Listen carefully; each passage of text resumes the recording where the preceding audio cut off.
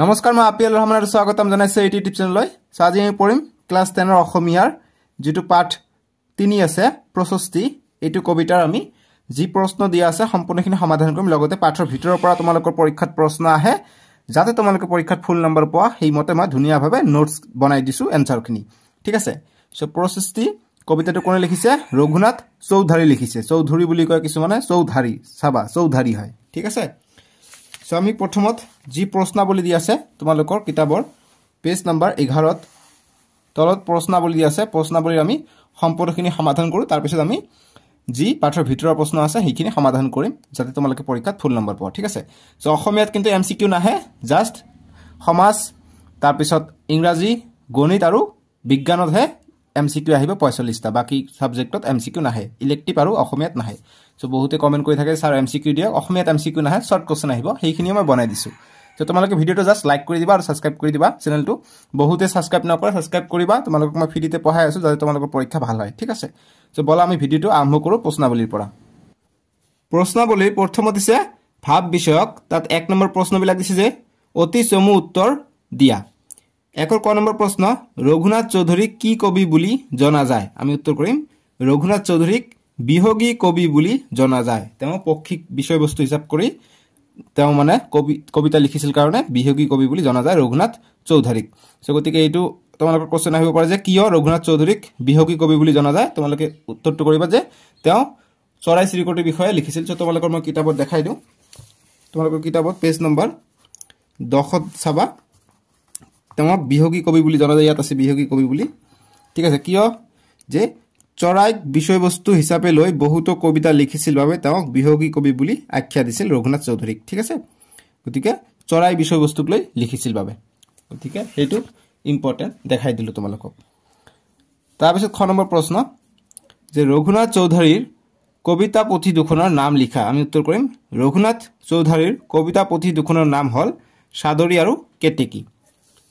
গ নম্বৰ প্ৰশ্ন, প্ৰকৃতিক কোনে সাদৰী আনিলে বুলি কবিয়ে কৈছে? আমি উত্তৰ কৰিম প্ৰকৃতিক নতুন কুহিপাতে সাদৰী আনিলে বুলি কবিয়ে কৈছে। তাৰ পিছত ঘ নম্বৰ প্ৰশ্ন যে মন্দিৰৰ উপেক্ষিতত কি ফুলে প্ৰেম পৰিমল যচা বুলি কবিয়ে কৈছে? আমি উত্তৰ কৰিম মন্দিৰৰ উপেক্ষিতত ৰবাব ফুলে প্ৰেম পৰিমল যচা বুলি কবিয়ে কৈছে। ঠিক আছে। এই চন্দ্ৰবন্ধুটো নিদিবা, এইটো ভুলতে আহিছে। এইটো পৰিমল যচা বুলি কৈছে, ৰবাব ফুল। 9 নম্বৰ প্ৰশ্ন যে স্থল জল আৰু কত দেৱতাৰ মহা অভিযান চলিছে? আমি উত্তৰ কৰিম স্থল জল আৰু অন্তৰিক্ষত দেৱতাৰ মহা অভিযান চলিছে। 6 নম্বৰ প্ৰশ্ন মহামহিমৰ গান কিহে গায় বুলি কবিয়ে কৈছে? আমি উত্তৰ কৰিম মহামহিমৰ গান মোহন কিচক বেনুৱে গায় বুলি কবিয়ে কৈছে। তাৰ পিছত 2 নম্বৰৰ প্ৰশ্নবিলাক দিছে যে কবিতাটোত কবিয়ে প্ৰকৃতিৰ কি কি বস্তু আনিছে লিখা। আমি উত্তৰ কৰিম কবিতাটোত কবিয়ে প্ৰকৃতিৰ অন্তৰিক্ষ, আকাশ, সূৰ্য, জল, মাটি, গছৰ কুহিপাত, গজালি, কোহ, ফুল, চৰাই চিৰিকটি আদি বস্তু কবিয়ে প্ৰকৃতিৰ পৰা আনিছে। তাৰ পিছত 3 নম্বৰ প্ৰশ্ন কবিতাটোত কবিয়ে কিয় আৰু কাৰ প্ৰশস্তি কৰিছে? আমি উত্তৰ কৰিম যে কবিতাটোত কবিয়ে প্ৰকৃতিৰ সৌন্দৰ্যৰ বাবে প্ৰকৃতিক প্ৰশস্তি কৰিছে। প্ৰশস্তি মানে প্ৰাৰ্থনা কৰা। 4 নম্বৰ প্ৰশ্ন কবিতাটোত প্ৰকৃতিৰ সুধাৰ মাজত কিদৰে সুন্দৰৰ সাধনা লুকাই আছে বিৱৰি লিখা। আমি উত্তৰ কৰিম যে প্ৰকৃতিৰ ৰূপ আৰাধনাৰ আঁৰত কবি ৰঘুনাথ চৌধুৰীৰ প্ৰশস্তি কবিতাটোত ঈশ্বৰৰ ভক্তিৰ স্বৰূপ সোমাই আছে। প্ৰকৃতিৰ সন্মোচিনী সুধাৰ মাজত কবিয়ে বাৰে বাৰে নেদেখা জনৰ অস্তিত্ব দেখিবলৈ পাইছে। তাৰপিছত লিখিম যে কালৰাত্ৰিৰ অন্তত যিদৰে সূৰ্য, কালৰাত্ৰি মানে ৰাতি, কালৰাত্ৰিৰ অন্তত যিদৰে সূৰ্যৰ পোহৰৰ সম্ভাৰ কঢ়িয়াই আনি সৰ্বত্ৰে বিলাই দিয়ে, জল স্থল আনকি অন্তৰিক্ষ জিলিকি উঠে, সেইদৰে গছ বন ফুল ফলও যেন আনন্দত আত্মহাৰা হৈ পৰিছে। চৰাই চিৰিকটি আদিও সকলোতে দেৱতাৰ সন্ধান কৰিছে। এয়াই কবিতাটোত প্ৰকৃতিৰ সুধাৰ মাজত কিদৰে সুন্দৰৰ সাধনা লুকাই আছে বিৱৰি লিখা হল। এতিয়া 5 নম্বৰ প্ৰশ্ন প্ৰশস্তি কবিতাটোৰ মূল ভাৱ লিখা। ভেৰি ভেৰি ইম্পৰ্টেন্ট প্ৰশ্ন এইটো। তোমালোকৰ পৰীক্ষাত এইটো আহিবই কনফাৰ্ম। ঠিক আছে। প্ৰতিবাৰে এইটো সকলোতে মানে সব পৰীক্ষাতে আহে এইটো প্ৰশস্তি কবিতাটোৰ মূল ভাৱ লিখা। ভেৰি ভেৰি ইম্পৰ্টেন্ট প্ৰশ্ন। সো আমি উত্তৰ কৰিম যে কবি ৰঘুনাথ চৌধুৰীৰ চৌধাৰীৰ প্ৰচেষ্টি নামৰ কবিতাটোৰ জৰিয়তে প্ৰকৃতিৰ সৌন্দৰ্যৰ বৰ্ণনাৰ মাজেৰে সুন্দৰৰ আৰাধনা কৰিছে। ঈশ্বৰ ভক্তিৰ স্বৰূপ এক আধ্যাত্মিক সুৰে কবিতাটোক গভীৰ অনুভূতিৰ বাহক কৰি তুলিছে। তাৰপিছত লিখিম যে পুৱাৰ আকাশত সূৰ্য ভুমুকি মৰাৰ লগে লগে দশদিশ উজ্জ্বল হৈ পৰে, আকাশে বতাহে গছ বনে প্ৰকৃতি সকলো সাজেৰে সজ্জিত হৈ পৰে। প্ৰকৃতিৰ চৰাই চিৰিকটি গছ লতা ফুল ফলবোৰ আনন্দৰে ভৰি পৰিছে। চৰাই চিৰিকটিৰ গানে যেন সকলোতে দেৱতাৰহে সন্ধান কৰিছে। লাষ্টত দিম যে প্ৰকৃতিৰ সন্মোহিনী সুধাৰ মাজত কবিয়ে বাৰে বাৰে নেদেখাজনৰ অস্তিত্ব দেখিবলৈ পাইছে। সেয়ে কবিয়ে ভক্তসকলক তন্দ্ৰা ত্যাগ কৰি সুন্দৰ ৰূপ ধ্যান কৰিবলৈ কৈছে। তাৰপিছত লাষ্টত লিখিম যে এয়াই প্ৰশস্তি কবিতাটোৰ মূল ভাৱ। এইখিনি লিখিবা, এইখিনি লিখাতে শিক্ষকে গম পাই যায় তুমি শেষ কৰিলা। ঠিক আছে, এইটো লিখাৰ কাৰণে তোমালোকে নাম্বাৰ ফুল পাবা। এনেকৈ লাষ্টত শেষ কৰিবা 5 নম্বৰ প্ৰশ্নটো। 6 নম্বৰ প্ৰশ্ন, উঠা হে ঋতিক ধ্যানী অমৃতৰ পুত্ৰ, উঠা যত মুক্তি পদযাত্ৰী। কবিয়ে কিয় এনেদৰে আহ্বান জনাইছে বুজাই লিখা। সো ইম্পৰ্টেণ্ট প্ৰশ্ন এইটো আমি উত্তৰ কৰিম যে প্ৰশস্তি কবিতাটিত কবিয়ে ৰাতিপুৱাৰ এক মনোমোহা দৃশ্য বৰ্ণনা দিছে। নিশাৰ অৱসান ঘটাই পূব দিশত হেঙুলি আভাৰে সূৰ্য দেৱতাই ভুমুকি মৰাৰ লগে লগে গোটেই প্ৰকৃতি জগততে সৌন্দৰ্য সৃষ্টি হয়। তাৰপিছত দিম যে কবিৰ দৃষ্টিত এই জগতখনে যেতিয়া আনন্দ সন্ধানী আলোক সন্ধানী, তেনে ক্ষেত্ৰত অমৃতৰ সন্তান মানুহে জীৱশ্ৰেষ্ঠ হৈও কিয় পোহৰৰ সন্ধান কৰা নাই। প্ৰকৃতিৰ সন্মোহনী সুধাৰ মাজত কবিয়ে বাৰে বাৰে নেদেখাজনৰ অস্তিত্ব দেখিবলৈ পাইছে। সেয়ে কবিয়ে এইটো দাৰি নিদিবা যে সেয়ে কবিয়ে মানুহক ঋতিক ধ্যানী অমৃতৰ পুত্ৰ বুলি বিশেষণ কৰি এলাহ ত্যাগ কৰিবলৈ আহ্বান জনাইছে। 7 নম্বৰ প্ৰশ্ন দিছে যে ব্যাখ্যা কৰা।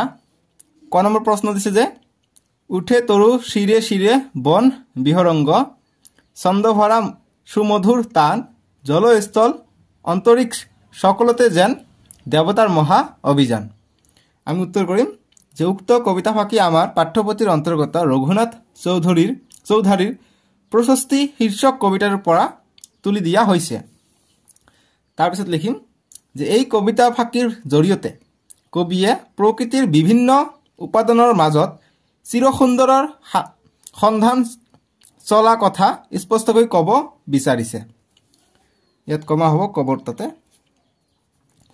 তাৰপিছত ব্যাখ্যাটো এনেদৰে লিখিবা যে সূৰ্য উদয় হোৱাৰ লগে লগে প্ৰকৃতি জগতখন আলোকিত হৈ পৰে আৰু পৃথিৱীখনে যেন ন ৰূপ লয়। গছৰ ডালত বহি বনৰ বিভিন্ন চৰায়ে সুললিত সুৰেৰে গীত জুৰে। এনেক্ষণত চৌদিশে যেন কবিয়ে অন্য এক নতুন সুৰহে শুনিবলৈ পায়। কবিৰ এনে লাগে যেন মাটিয়ে পানীয়ে আকাশে বতাহে গছে বনে ধ্বনিত হৈছে চিৰসুন্দৰৰ আবহনী গীত। জগতৰ প্ৰতিটো উপাদানে যেন চিৰসুন্দৰৰ আৰাধনাৰ মাজেৰে দেৱত্বৰ সন্ধান পাইছে। ৰাতিৰ আন্ধাৰ ভেদ কৰি নামি অহা আলোকে সৃষ্টি কৰিছে এনে এটা সুন্দৰ পৰিৱেশ য'ত মুক্তিপথৰ যাত্ৰী মানুহে বিচাৰি পাব পাৰে চিৰসুন্দৰ। ৰটো কাটি দিবা চিৰসুন্দৰ। খ নম্বৰ প্ৰশ্ন, কৰি দীৰ্ণ জৰাজীৰ্ণ পঞ্জীভূত ক্লেদ শেষ হ'ল মহাকালৰাত্ৰি, উঠা হে ঋতিক ধ্যানী অমৃতৰ পুত্ৰ, উঠা যত মুক্তি পদযাত্ৰী। আমি উত্তৰ কৰিম যে উক্ত কবিতা ফাঁকি আমাৰ পাঠ্যপুথিৰ অন্তৰ্গত ৰঘুনাথ চৌধাৰীৰ প্ৰশস্তি শীৰ্ষক কবিতাটোৰ পৰা তুলি দিয়া হৈছে। তাৰপিছত লিখিম যে এই কবিতা ফাঁকিৰ জৰিয়তে কবিয়ে মানুহক কালৰাত্ৰিৰ শেষত চিৰমুক্তিৰ বাবে সন্ধান কৰিবলৈ কৈছে। তাৰপিছত ব্যাখ্যাটো লিখিম এনেদৰে যে এই পৃথিৱীখনৰ সকলো আৱৰ্জনা প্ৰদূষিত উপাদানবোৰ আঁতৰাই সূৰ্যই পৃথিৱী আৰু প্ৰকৃতি জগতখন আলোকিত কৰিছে নিশাৰ আন্ধাৰ ভেদি। সেই আলোকতে সকলো নিমগ্ন হৈ নিজ নিজ লক্ষ্যৰ সমাপ্তিত কবিয়ে সূক্ষ্মভাৱে এই কথা লক্ষ্য কৰিছে প্ৰকৃতি জগতখন। মানুহ প্ৰকৃতি জগতৰ অংগ। অন্যান্য উপাদানৰ নিচিনা মানুহৰ আন্ধাৰত আবদ্ধ হৈ থাকে। মানুহৰ জীৱনৰ আন্ধাৰ বুলি ক'বলৈ হ'লে দুখ যন্ত্ৰণা প্ৰধান। সংসাৰৰ মায়া মোহে সেইবোৰ দুগুণে বঢ়ায়। এই অন্ধকাৰৰ যন্ত্ৰণাৰ পৰা মুক্তি পাবলৈ সম্ভৱ কেৱল চিৰসুন্দৰৰ আৰাধনাৰ মাজেৰে তেওঁ সকলো যন্ত্ৰণাৰ পৰা মুক্তি দিয়ে। 7 নম্বৰ প্ৰশ্ন, মোহন কৃষক বেণু অনাহত ছন্দে গায় মহা মহিমৰ গান, মোহ তন্দ্ৰালস তেজি উঠা ভক্তবৃন্দ সুন্দৰৰ কথা ৰূপ ধ্যান আমি লিখিম উক্ত কবিতা ফাঁকি আমাৰ পাঠ্যপুথিৰ অন্তৰ্গত ৰঘুনাথ চৌধুৰীৰ 65 শীৰ্ষক কবিতাটোৰ পৰা তুলি দিয়া হৈছে এই কবিতা ফাঁকিৰ জৰিয়তে কবিয়ে নেদেখাজনৰ ৰূপ ধ্যান কৰিবলৈ সকলো এলাহ অৱসাদ মায়া মোহ ত্যাগ কৰাৰ কথা কৈছে ব্যাখ্যাটো এনেদৰে লিখিম তাৰ পিছত যে কবিয়ে এই কবিতাটোত মৃত ৰূপৰ মাজেৰে বিমূৰ্ত ৰূপৰ কথা কৈছে মানৱ জীৱন অস্থায়ী মানুহ নিৰ্দিষ্ট সময়ৰ বাবেহে পৃথিৱীলৈ আহে এই সময়ছোৱাত জাগতিক সৌন্দৰ্যৰ মায়া মোহত এনেদৰে বান্ধ খাই থাকে যে জীৱনৰ আন কথাবোৰ পাহৰি পেলাই কবিতাটোৰ মাজেৰে কবিয়ে ক'ব খুজিছে যে জাগতিক সৌন্দৰ্যও চিৰসুন্দৰকে ধিয়াই আছে মানৱ জীৱন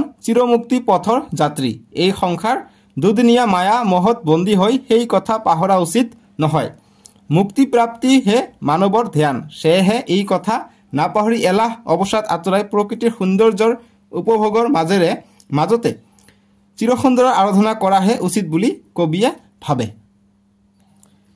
এতিয়া ভাষা বিষয়ক তাতে 1 নম্বৰ প্ৰশ্ন দিছে যে অৰ্থ লিখা আমাক প্ৰথম দিছে কিশলয় আমি লিখিম কিশলয় মানে হৈছে কহিপাত তাৰপিছত চিন্তহাৰী মানে হ'ব মন প্ৰাণ হৰিণিয়া অন্তৰিক্ষ মানে আকাশ তাৰপিছত দিছে তন্দ্ৰালস মানে হ'ব শান্ত ক্লান্ত তাৰপিছত 2 নম্বৰ প্ৰশ্ন দিছে যে বাক্য ৰচনা কৰা প্ৰথমত দিছে দশদিশ আমি লিখিম যে সূৰ্যৰ পোহৰ দশদিশীয়া পোহৰ দিয়ে তাৰপিছত দিছে উপেক্ষিত লিখিম যে পৰিয়ালৰ কাৰণে নিজৰ সুখ সুবিধা ত্যাগ কৰিও তেওঁ আজি পৰিয়ালৰ দ্বাৰাই উপেক্ষিত তোমালোকে বেলেগও লিখিব পাৰা তাৰপিছত জৰাজীৰ্ণ লিখিম যে মানুহৰ জৰাজীৰ্ণ পোচাকেই তেওঁৰ আৰ্থিক অৱস্থাৰ পৰিচয় দিছে বা দিছে বুলি দিবা যে মানুহজনৰ জৰাজীৰ্ণ পোচাকে তেওঁৰ আৰ্থিক অৱস্থাৰ পৰিচয় দিছে তাৰপিছত লিখিম অমৃত লিখিম যে লৰাজনৰ অমৃত দৃশ্য মিঠা মাতছাৰে সকলোকে বিমোহিত কৰে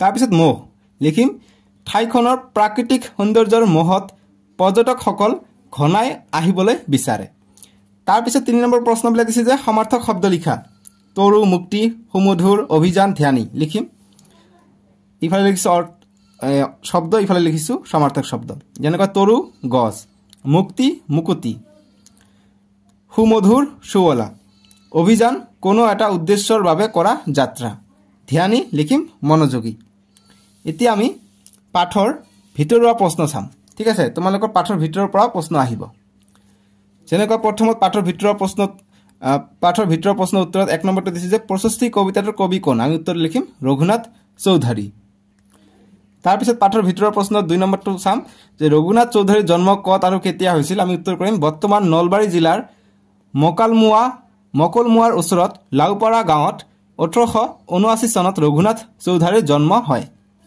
তাৰপিছত 3 নম্বৰ যে ৰঘুনাথ চৌধুৰী কোনখন কাকতৰ সহকাৰী সম্পাদক আছিল আমি উত্তৰ কৰিম ৰঘুনাথ চৌধুৰী গুৱাহাটীৰ পৰা প্ৰকাশিত জোনাকী কাকতৰ সহকাৰী সম্পাদক আছিল জোনাকীৰ 4 নম্বৰ প্ৰশ্ন যে ৰঘুনাথ চৌধুৰী কিমান চনত অসম সাহিত্য সভাৰ অধিৱেশনৰ সভাপতি আছিল লিখিম 1935 চনত তাৰপিছত 5 নম্বৰ প্ৰশ্ন যে মইনা জয়ন্তী আৰু সুৰভি নামৰ আলোচনীৰ সভাপতি কোন আছিল আমি উত্তৰ কৰিম ৰঘুনাথ চৌধুৰী 6 নম্বৰ প্ৰশ্ন নৱমল্লিকা কাৰ গল্পপুথি আৰু কিমান চনত প্ৰকাশ পাইছিল আমি উত্তৰ কৰিম ৰঘুনাথ চৌধুৰীৰ ৰদিবাটা যে ৰঘুনাথ চৌধুৰীৰ গল্পপুথি 1958 চনত প্ৰকাশ পাইছিল গতিকে নৱমল্লিকা ৰঘুনাথ চৌধুৰীৰ গল্পপুথি আৰু বহুতো আছে কিন্তু নৱমল্লিকাটো ইম্পৰ্টেন্ট তোমালোকৰ পৰীক্ষাত খুবেই আহে তাৰপিছত 7 নম্বৰ যে ৰঘুনাথ চৌধুৰীৰ মৰণোত্তৰ কালত কি গল্পপুথি ৰচনা কৰিছিল আমি উত্তৰ কৰিম পাছতীয়া গল্পপুথি ৰচনা কৰিছিল